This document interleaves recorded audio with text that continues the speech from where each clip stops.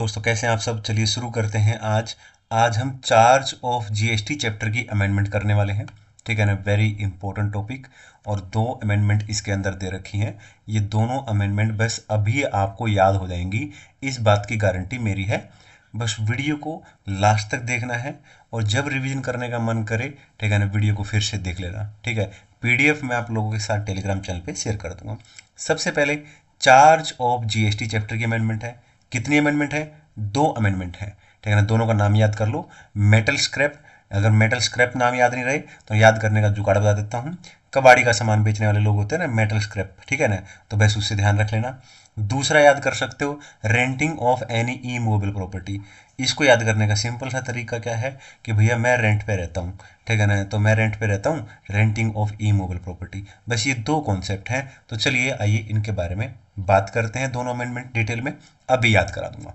तो चलिए सबसे पहला, ठीक है ना, सबसे पहले कॉन्सेप्ट समझेंगे इसका। ठीक है ना, अमेंडमेंट क्या है, दोनों बातें यहाँ पे हम सीखेंगे प्रॉपर तरीके से। अमेंडमेंट, ये जो पार्ट है, सिर्फ ये जो लाइन है, सिर्फ यही अमेंडमेंट है।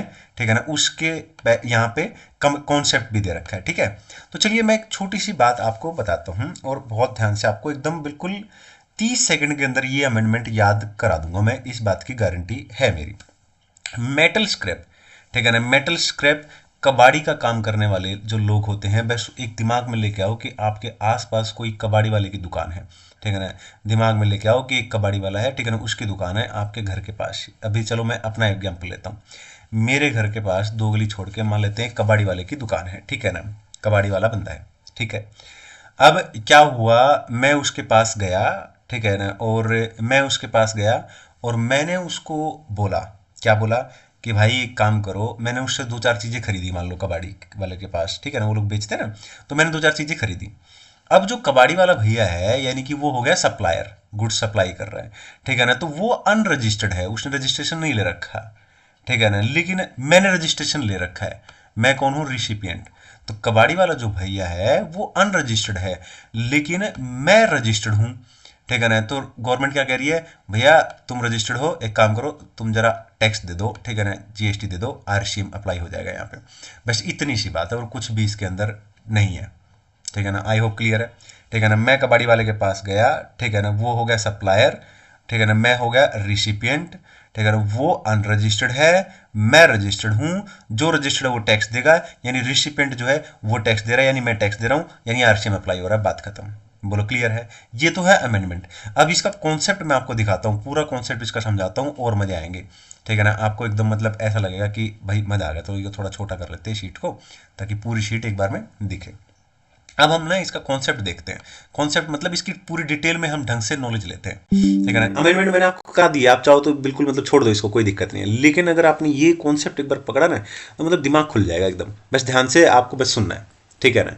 अब क्या होता है, ठीक है ना, हम बात कर रहे हैं जीएसटी किसके ऊपर? मेटल स्क्रैप के ऊपर, है ना।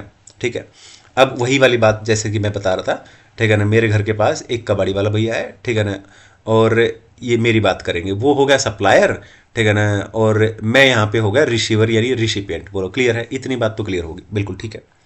अब यहाँ पे जब हम जीएसटी की बात करते हैं मेटल स्क्रैप के ऊपर, तो उसमें सबसे पहले आपको ये देखना पड़ेगा जो सप्लायर है वो, ठीक है ना, वो रजिस्टर्ड है या नहीं है। सप्लायर का मतलब है जो कबाड़ी वाला भैया है मेरे घर के पास, क्या या तो वो रजिस्टर्ड है या वो अनरजिस्टर्ड है। अगर वो रजिस्टर्ड है तो फिर मेरे को देखो कि मतलब यानी कि मैं रजिस्टर्ड हूं या फिर मैं भी अनरजिस्टर्ड हूं। अगर सप्लायर यानी कबाड़ी वाला भैया रजिस्टर्ड है और मैं भी रजिस्टर्ड हूं, तो भी टैक्स वही देगा, फॉरवर्ड चार्ज मैकेनिज्म मिल जाएगा, ठीक है ना। अगर वो भी रजिस्टर्ड है, ठीक है ना, और मैं अनरजिस्टर्ड हूं, फिर तो डेफिनेटली वही पे करेगा टैक्स, यानी कि जीएसटी लगेगा, जो वही पे करेगा। ठीक है ना, फॉरवर्ड चार्ज मैकेनिज्म, ठीक है ना, लग जाएगा। बोलो क्लियर है, इतना सा बात तो नॉर्मल सी बात है।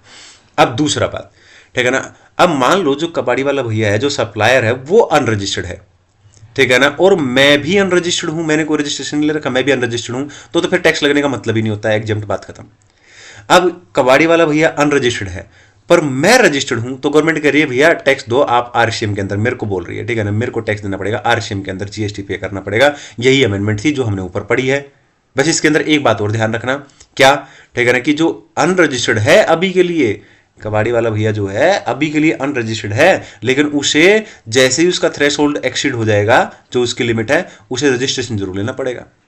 ठीक है ना, बोलो क्लियर है? ठीक है, हो गया याद? एक बार फिर से सुन लो, अभी याद हो जाएगा, कोई दिक्कत है ही नहीं, है ना।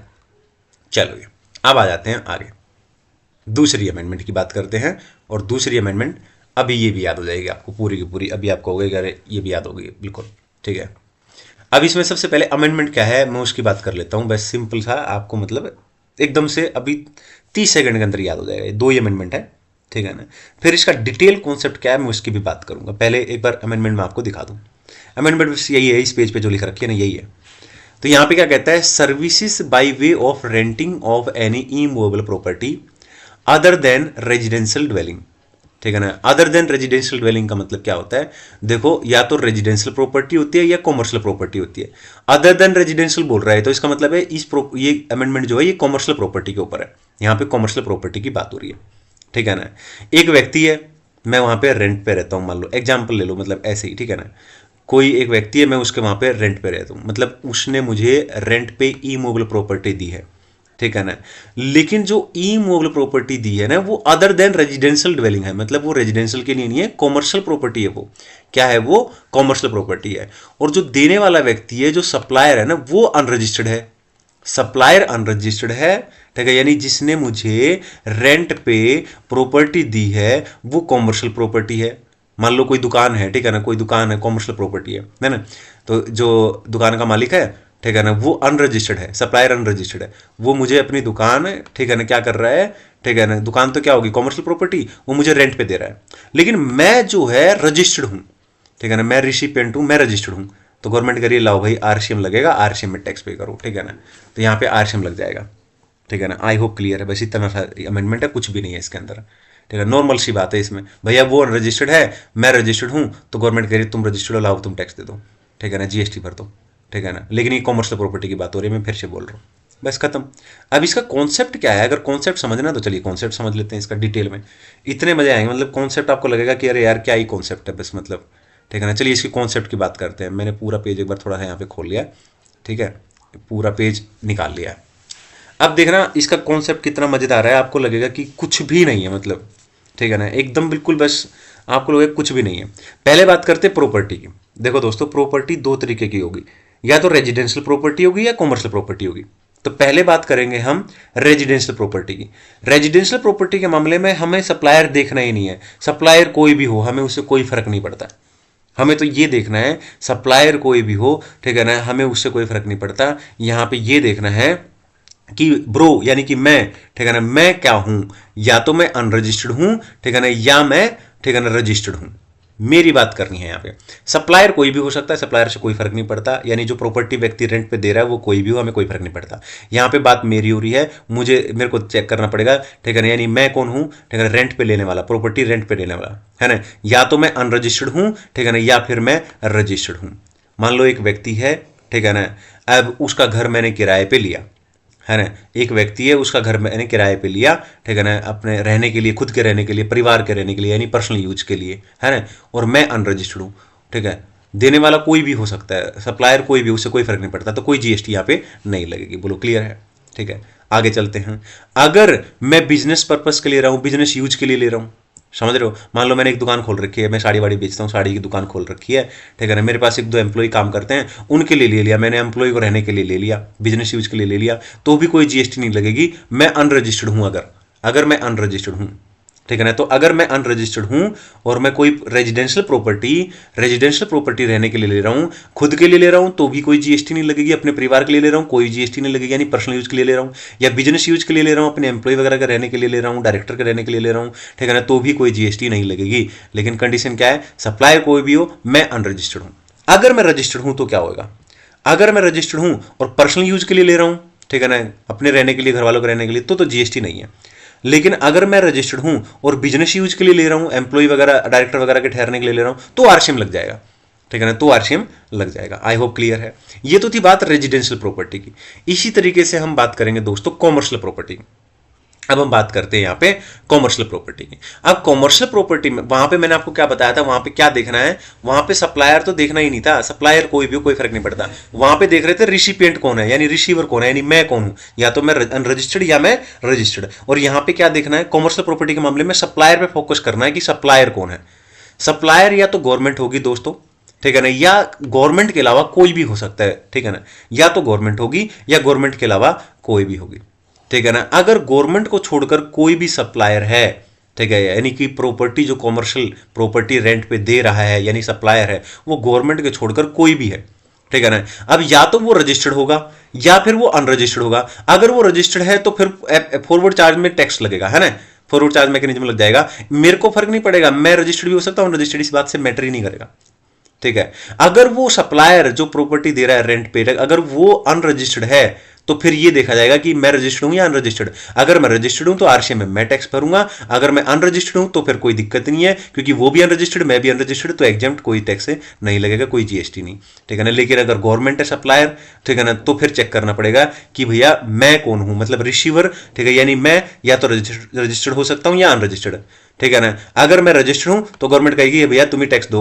आरसीएम लगेगा, ठीक है ना। और अगर मैं रजिस्टर्ड हूं तो फिर फॉरवर्ड चार्ज मैकेनिज्म के अंदर गवर्नमेंट को ही टैक्स पे करना पड़ेगा। बोलो क्लियर है, ठीक है ना, फिर एफसीएम लग जाएगा। बोलो क्लियर है, एकदम बिल्कुल बच्चों वाली चीज लगी होगी, लगा हुआ कि यार कुछ भी नहीं था एकदम, है ना, ठीक है ना। दिमाग में एकदम बिल्कुल इमेजिनरी फिगर डाल देना, ठीक है, दिमाग में एकदम इमेजिनरी ऐसे सोचना कि अरे यार मैंने कोई घर किराए पे लिया है या मैंने कोई प्रॉपर्टी किराए पे ली है, कॉमर्शियल प्रॉपर्टी ली है, रेजिडेंशियल ली है, मेटल्स का कुछ है ही नहीं, ठीक है ना। कोई अभी लगा नहीं होगा आपको कि मतलब ऐसी कोई अमेंडमेंट है। अगर मजे आए हैं तो वीडियो को लाइक कर देना, ठीक है ना। लाइक के साथ साथ एक काम जरूर कर देना दोस्तों, सब्सक्राइबर नहीं बढ़ रहे हैं, बहुत कम सब्सक्राइबर हैं, जबकि इतने बेस्ट वीडियो मैंने बना रखे हैं, ठीक है, इतने मतलब शानदार वीडियो मैं बना रहा हूँ, तो सब्सक्राइबर बढ़ा दो एक बार जल्दी सी, ठीक है ना। और ताकि अपने जितने भी दोस्त हैं, ठीक है ना, उन सबके साथ शेयर कर लो। चैप्टर वाइज अमेंडमेंट दे रहा हूँ मैं, ठीक है ना, कोशिश करूंगा जल्दी से जल्दी सारी अमेंडमेंट डाल दूं, फिर एक पूरा का पूरा, ठीक है ना, एक वीडियो बना दूंगा, अगर आप चाहो तो उसको देख सकते हो। चैप्टर वाइज वीडियो क्यों बना रहा हूं मैं, क्योंकि बहुत सारे लोग हैं ना मेरे पास मैसेज करते हैं जो जॉब करते हैं, ठीक है ना, बहुत सारे लोग जॉब करते हैं, वो क्या करते हैं कि टाइम नहीं मिलता हमें, तो टाइम नहीं मिलता तो फोन तो है ही अपना, है ना, तो मेट्रो में जा रहे हैं, मान लो 1 घंटे का ट्रेवल है, 1 घंटे के अंदर, ठीक है ना, आप 10-10 मिनट के, 15-15 मिनट के, अगर चैप्टर के अंदर ज़्यादा अमेंडमेंट्स हैं, कई चैप्टर ऐसे जिनके अंदर बहुत ज़्यादा अमेंडमेंट है, तो थोड़ा ऑब्वियस सी बात है, आधा घंटा 1 घंटा लग जाएगा, तो आप एक एक चैप्टर करके अपना अमेंडमेंट निकालते जाओ, ठीक है। जाते टाइम एक बार देख लो, आते टाइम एक बार देख लो, याद हो जाएगा तुरंत, कोई दिक्कत नहीं है, गारंटी है, ठीक है ना। बेस्ट वीडियो को लाइक कर देना, है ना। चलिए, थैंक यू।